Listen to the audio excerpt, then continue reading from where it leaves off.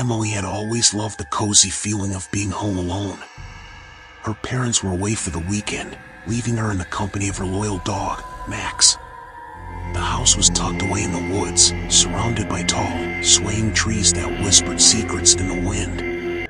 The night was quiet, except for the occasional hoot of an owl. As darkness fell, Emily and Max curled up on the couch, watching a movie. The gentle patter of rain against the windows added to the ambience. Suddenly, the power flickered and then vanished, plunging the house into darkness. Emily's heart skipped a beat, but she assured herself that it was just a storm and the power would return soon. Max's ears perked up, and he let out a low growl. Emily shushed him, attributing his reaction to the storm.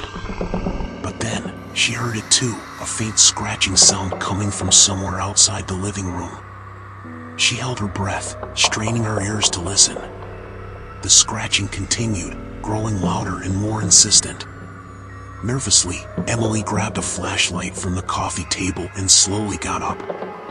Max followed closely at her heels, his protective instincts kicking in. She tiptoed towards the source of the sound, her heart pounding like a drum in her chest. The scratching seemed to be coming from the back door. With trembling hands, Emily aimed the flashlight at the door's window. What she saw froze her blood. A figure was standing on the other side, a silhouette barely visible in the dim light. The scratching was now accompanied by a faint, eerie whisper, words she couldn't quite make out, but that sent shivers down her spine. Fear shot through Emily's veins, and she stumbled back, dropping the flashlight. Max's growls grew louder, his fur bristling as he faced the door, teeth bared. Emily's mind raced. Should she call the police? She fumbled for her phone in her pocket, fingers shaking. But as soon as she turned on the screen, she saw a message that chilled her to the core. "I can see you." The message was from an unknown number. Panicked, Emily dialed 911, her voice quivering as she explained the situation. The operator assured her that help was on the way, but every second felt like an eternity. She backed away from the door, keeping her eyes fixed on it, half expecting the figure to burst through at any moment. Then, a crash echoed from upstairs, followed by the sound of footsteps, slow, deliberate footsteps. Emily's heart raced as she realized that there was more than one intruder. She felt trapped, her sanctuary turning into a house of horrors.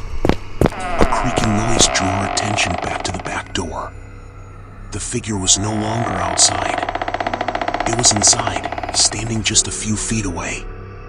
Its features were still shrouded in darkness, but Emily could feel its malevolent gaze fixated on her. She backed away, her mind racing for an escape route. In the midst of the terror, Emily heard the distant wail of sirens growing louder. The police were finally arriving.